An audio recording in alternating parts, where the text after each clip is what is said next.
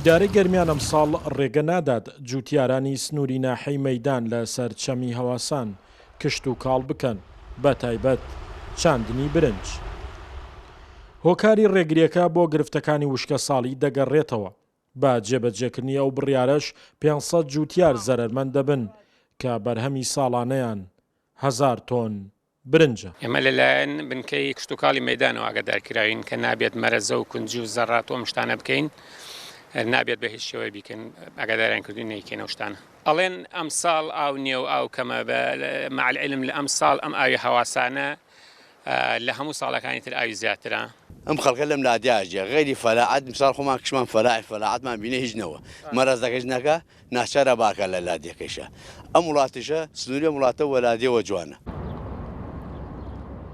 بەڕێوەبەری کشت و کاڵی گەرمیانە ئاماژە بۆوە دەکات چەمی هەواسان یەکێکە لە سەرچاوە ئاویەکانی ڕووباری سیروان و لە ئێستاشدا ناوچەکەمان لە ژێر هەڕەشەی وشکە ساڵیدایە.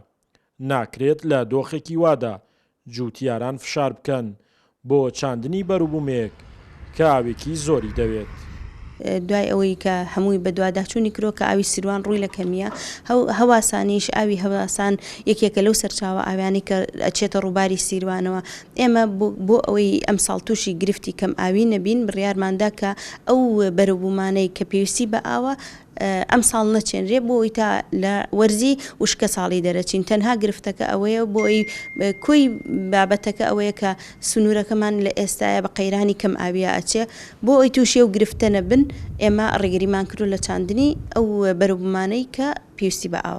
ڕێگری لە ئەنجامدانی ئەو جۆرە کشت و کاڵانەی کە ئاوی زۆریان پێویستە تەنها زەوێ کشت و کاڵەکانی سەرچەمی هەواسان ناگرێتەوە، بەڵکو تەواوی ئەو زەوێ کشت و کاڵیانەش دەگرێتەوە کە لەسەر ڕووباری سیروان و بەم پلانەش ئیدارەی گەرمیان دەیەوێ ئەم ساڵ بە کەمترین زیان لە دۆخی وشکە ساڵی ڕزگاری ببێت. شاخەوان محەممەد، کورسات نیوز، گەرمیان.